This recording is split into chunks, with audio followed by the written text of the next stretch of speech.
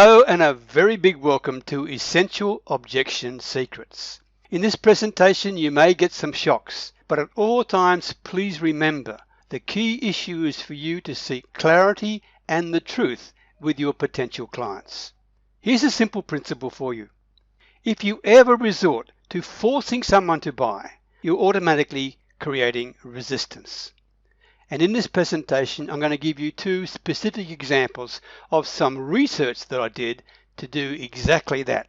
I went out of my way, out of character, to create some resistance, and I'll share that with you later.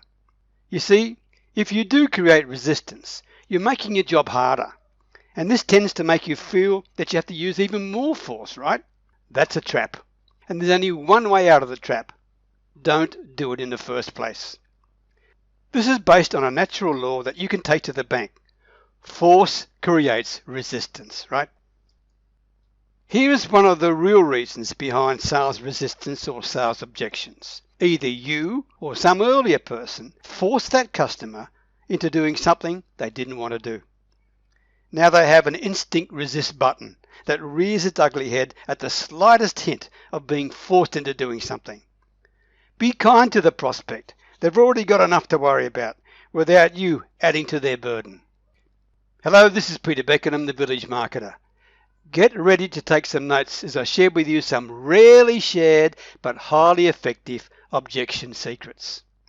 If there's one takeaway I'd like you to get from this presentation, it's not to be put off or try to avoid in any way objections if they're raised by your prospects. Help them. Don't force feed them. In other words, respect and help your prospects go through their buying process. As I mentioned earlier, objections are a form of resistance. They probably want what you have, but they have fears and uncertainties that you have to work with them on to seek clarity and the truth. They'll buy when they see a personal benefit for themselves. They will not ever see it when it's being pushed down their throat. With that in mind, let's look at how you can best assist your prospects to overcome their objections. One of the most common ones, can you prove it will work for me? Your response could be something like this. I don't know. Can you prove that you're going to show up? Can you prove to me that you'll do the work? Can you prove to me that you'll listen?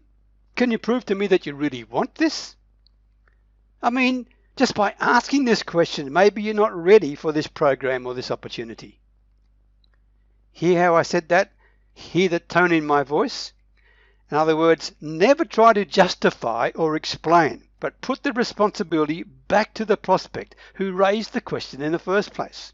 And what you're doing is always seeking clarity and commitment from the prospect. They don't expect this, as no one has ever held a conversation like this with them before, right? Here's another one. Ooh, it sounds too good to be true. Your answer could be something like this. You know, you're probably right. I mean, what makes you think this is any different? You tell me.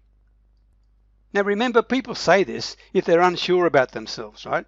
And people don't expect you to do this to them in terms of what I just said. And sometimes they even can result in an apology.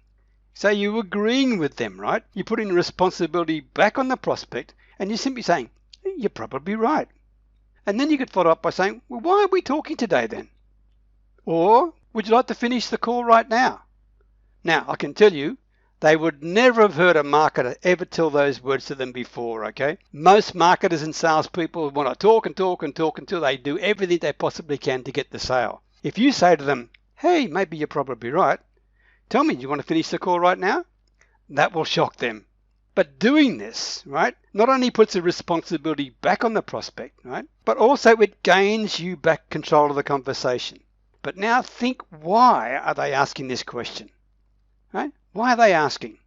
They're asking because they're afraid or they're unsure. So simply agree with them. Don't fight them.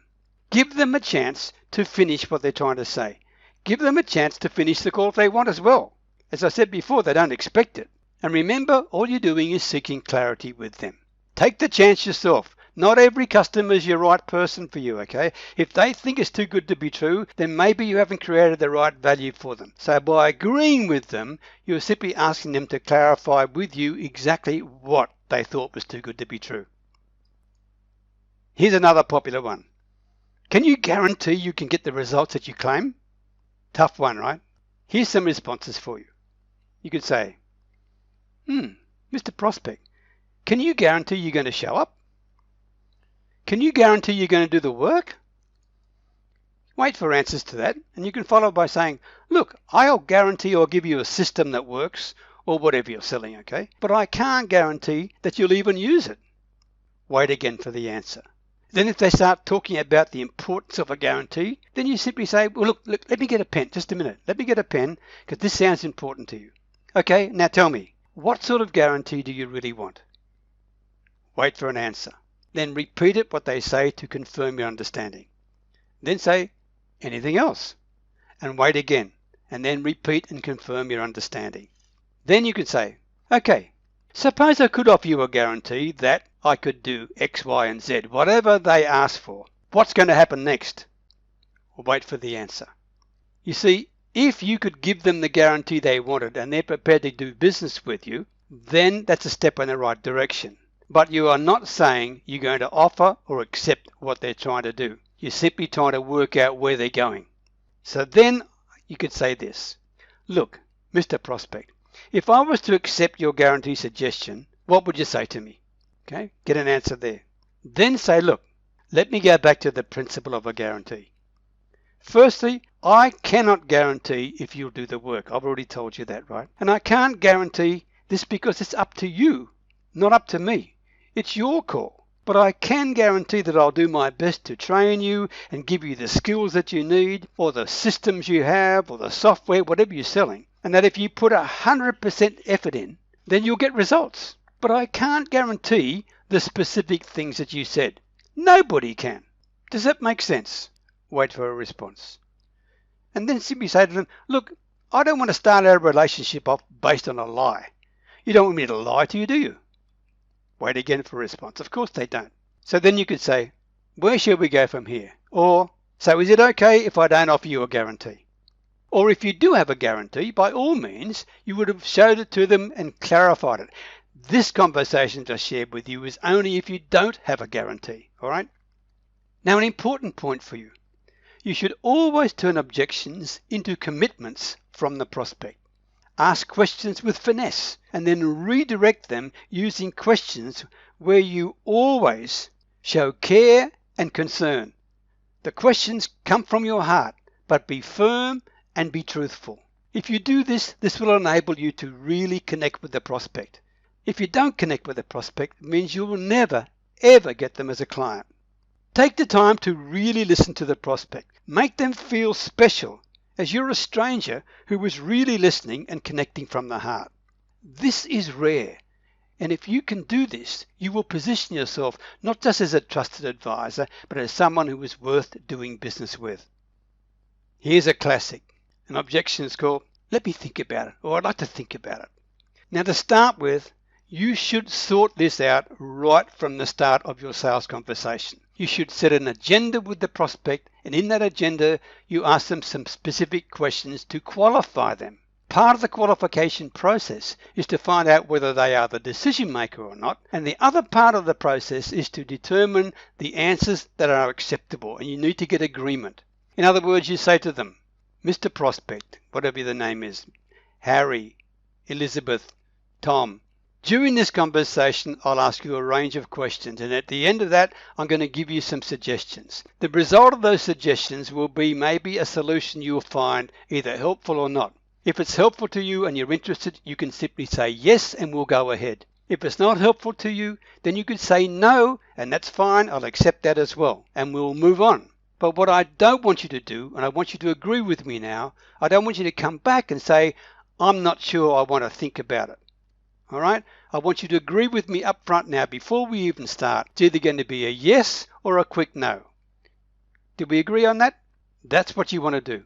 That's where you need to get the prospect to confirm with you. Then let me think about it type things, right, should rarely, if ever, come up. But when they do, you can simply say this. Look, whenever people tell me this, they're usually trying to say no, but they're just being polite. Now that's not the case here, is it? Right? Or you could cut to the chase. Is this something you really want to do? If not, that's fine. Just tell me right now. No big deal, right? Or I can understand that. What in particular do you need to think about? Get them to be specific. Now let me just take you aside for a moment. I want to give you two specific examples of where I went out of character deliberately on purpose because I wanted to test the reaction and the resistance I would get from people. Okay? Two people in particular. One was an American lawyer and the other one was an Australian financial planner. What I wanted to do when I went out of character deliberately was to push them to make a decision rather than they want to think about it. I actually pushed them, something I don't normally do. Now, to be quite frank with you, I wasn't risking anything as far as a business is concerned because neither were ever going to become clients. I was putting my reputation at risk, I must admit that, okay? But it was a chance I wanted to take because I really wanted to know. I really wanted to know what the reaction would be like. What form of resistance could I actually see for myself so I could learn from that and then help others, okay? So yes, it was a bit gutsy, but it was a bit of research I was busting to do. Now the result was, one, the American lawyer, okay, no longer contacts me at all, which is a bit sad really, and I've tried to contact him back to explain to him what it was, but I haven't had the chance to do that. The other, the Australian financial planner, we now laugh about it, okay, and in fact, the financial planner is now coming back to me wanting to become a client. But the key point is this. When people say, let me think about it, okay, then really it's something you can put aside right from the start at the beginning of your sales conversation. I'm not recommending you do what I just shared with you as an example. In other words, push to see what sort of reaction you get. That's not what I'm suggesting. I did it simply as a bit of truly personal research. Here's another common objection. I don't have time right now. Now, when people say they don't have time right now, that usually means it's not important to them. Now, isn't that the case here? So you could respond to that by saying, Mr. Prospect, when people say they don't have time right now, that usually means it's not important to them. Isn't that the case here? And you wait for a response. Or you could say, does that mean you don't want to do it? Or you don't know how to do it? And again, wait for a response. Another option you could use would be, so when is the best time for you to solve this problem? I mean, it's really up to you, okay? Whichever of those questions you use, make sure you wait for a response and then you follow the conversation, right? In other words, when people say they don't have time right now, it usually means it's not important to them. Isn't that the case here, right? Find out what they think. If they say, no, it's not the case, then say, well, tell me what's the situation. What is the problem? If it's important to you, right? So when is the best time to solve this problem? It's your problem, not mine. I'm just trying to be helpful. It's really up to you. Can you see where I'm going with that now? Here's another classic. I need to speak to my partner or my spouse. Now, once again, this should never happen if you set up the sales conversation properly from the beginning by setting up the agenda and qualifying your prospect regarding the decision-making process that they have. When you set the agenda right up front and qualify your prospect, you find out exactly who is involved in the decision-making process, and as well if they're prepared to invest time and money and effort into the solution, if the problem can be solved today.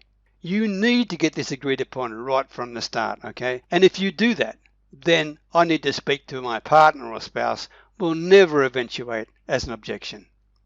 However, important point, if a partner is involved in the decision-making process, then you should not have the sales conversation. You should stop the sales conversation and restart it with the partner, the spouse, whoever is involved in the decision-making process, and you speak to both of them at the same time. Extremely important. Do not expect the prospect to send you a message on your behalf. Reset the time immediately and start the sales conversation with all parties concerned, okay? Now I want to share something which is pretty important.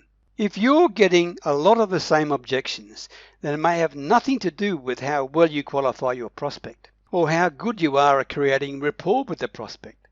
Instead, check your self-belief. Check your level of commitment and conviction, okay? Because maybe that's where the problem lies. Check about what you feel about what you do and what you offer.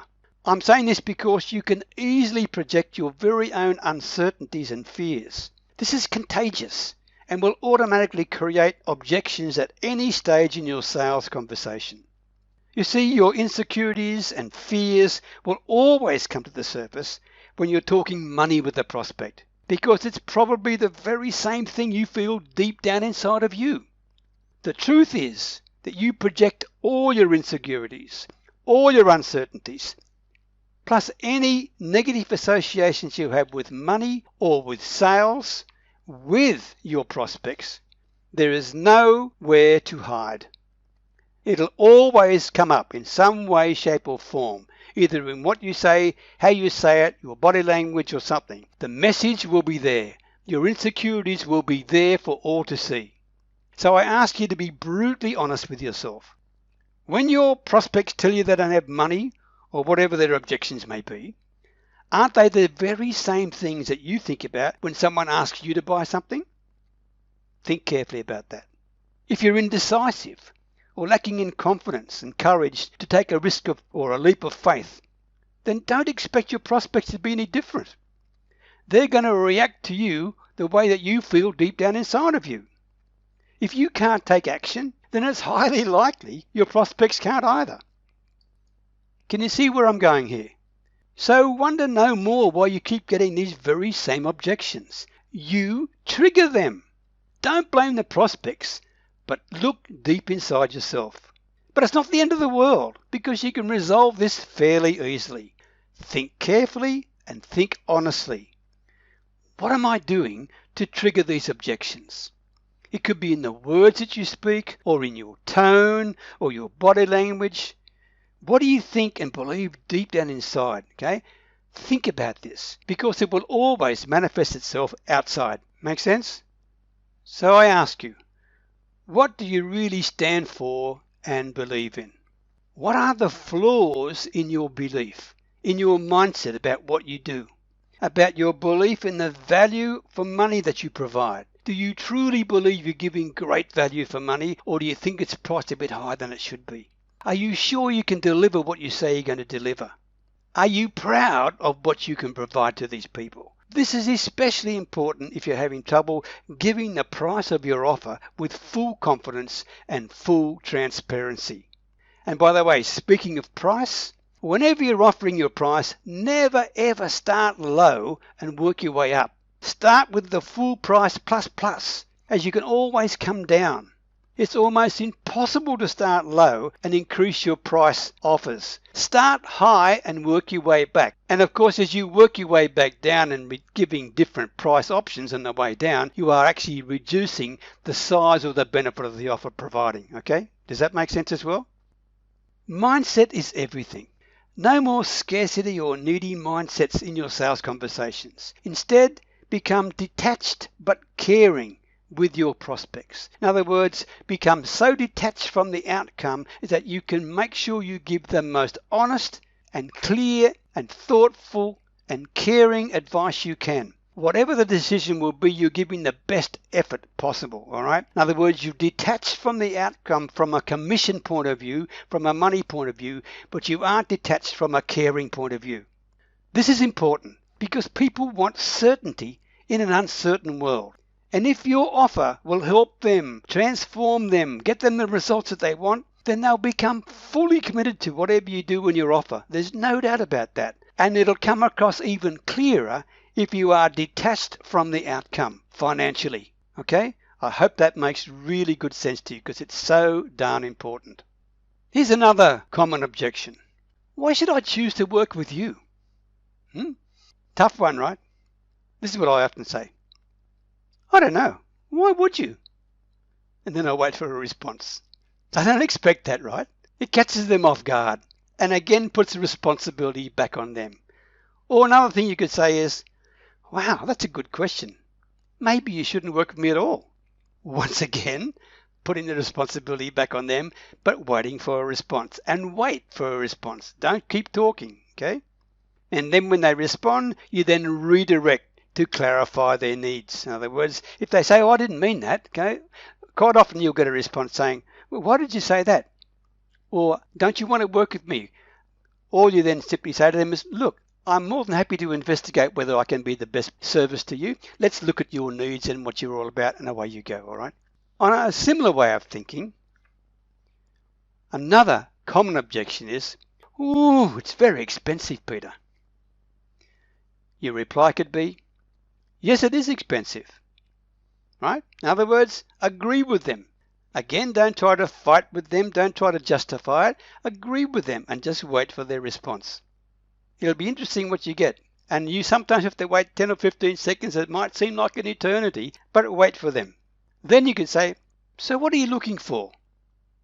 And once again, you wait for a response and then redirect to get more clarity and understanding. When they respond, you can simply say, I understand now. Now tell me why, whatever they're looking for in particular. Why is that so important to you? And again, wait and then confirm your understanding. Okay? And then you may need to redirect even more to get to the truth. In other words, keep going back to them to make sure you understand, is this really what you want?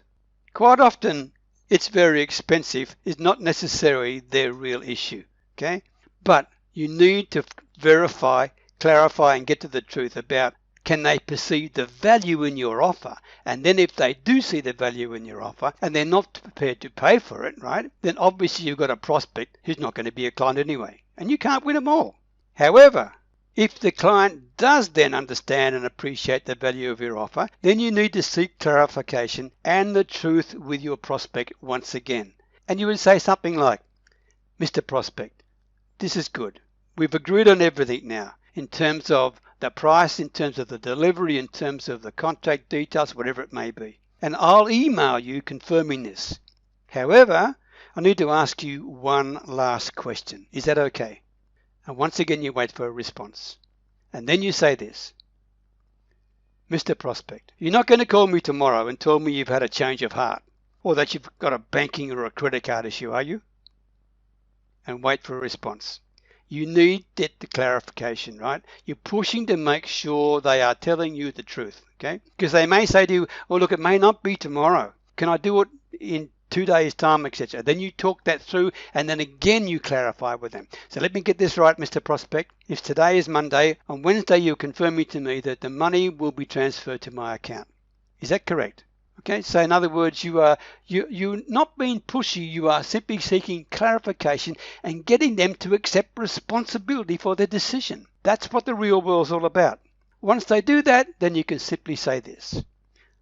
Good news. Congratulations. Thank you very much indeed, Mr. Prospect. I look forward to working with you. Another classic objection. Send me an email.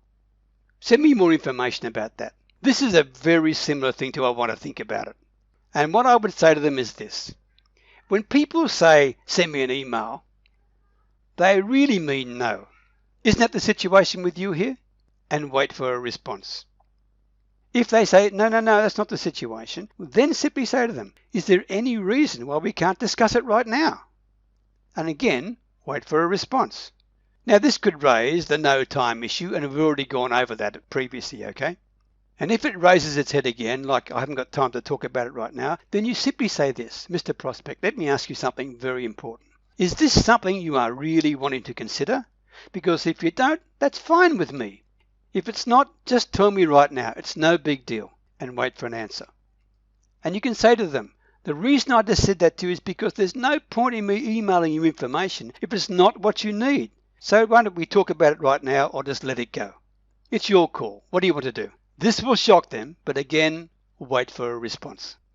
When you're in any sales conversation, here's a warning for you. Never, ever downgrade your competitors, even if they are lousy. Do not talk about them in that way. Never put them down, because if you do, the prospect will think negatively about you as well. They will unconsciously apply to you all the negatives that you mention about your competitors. Uncover instead what's stopping them from making a decision to go with your competitors. They already had some discussions with them, so why haven't they done anything about it yet? Revert the conversation back to clarifying their real needs and what their problems are, okay? So you could use things like, so, Mr. Prospect, tell me, what are you hoping to get from me today? Or, Mr. Prospect, what in particular are you looking for? Or, Mr. Prospect, what stopped you from going ahead with the competitors you mentioned to me? Why haven't you done that yet? Obviously, it's far better to preempt objections before they come up. The better you can connect with your prospect and get at clarity and the truth, the less you will get any objections. And I'll tell you something else, the less you will require or need a script. You don't need a script, you just need to make sure you know the real key questions you want to ask your prospects, okay, in terms of seeking truth and clarity. Listen actively, listen with attention, follow their answers, and then redirect their answers if you need to understand even more. That is the beauty of a simple, effective, and profitable sales conversation. Now, speaking of effective sales conversations, please don't use sneaky, slick closing tricks. Don't try to learn the 100+ slick closing type options that have been around for more than 70 or 80 years. Don't do that. I'm talking about closing questions like the assumption close, the alternative close, the suggestion close, the urgency close, the sharp angle close, the Ben Franklin close, the porcupine close, the negotiated close, the rebound close. I could go on, but you get the point, okay? Don't try and be smart. Don't try and be slick. Instead, help your prospect to come to their own buying decision rather than trying to sell them and convince them. Simply ask questions like, what would you like to do next? Or, where shall we go from here? Or, in simple terms, what would you like to do? Very easy, okay? Helping the prospect come to a buying decision. Another approach you can use at the end of your presentation is to say this: Mr. Prospect, on a scale of 1 to 10, where 1 means makes no sense to me whatsoever, and 10 being you are totally on board with everything we've spoken about, where do you see yourself right now? Now, whatever they say is going to dictate your response. If the number is low, then you know you're in trouble, right? If it's less than 8, for example, then you know you're not in a really great place. If it's a 9 or a 10, that's good news. And you can say, wow, I'm surprised you say that. I thought it would be a little lower. Please help me understand, why did you say that? Why did you give me a 9 or a 10? Now, what this does is you help create and confirm more buy-in from the prospect. Does that make sense? On the other hand, if it's a low rating, then you want to understand what's really going on. So you can say something like, Mr. Prospect, maybe I missed something. Please help me understand what I may have done wrong. Asking questions like these helps you gauge the temperature of your potential client, as well as learning how you can do better in the future. With the prospects who rated you high, all you need to say to close the sales conversation is, what would you like to do next? Or what would you like to do now, as I mentioned to you before? It's not that hard, right? There's no pressure involved whatsoever, and there's no need for any slick closing type questions. Just before I close, a key message for you. The message in this session is for you to focus on helping people to achieve truth and clarity about their situation and to help them overcome their objections. Never ever shy away from them, as it's part of what makes you valuable and different. All right? That concludes the Essential Objection Secrets. Now make sure you also see my Essential Sales Secrets presentations as well, and then join me in my stress-free sales success training program.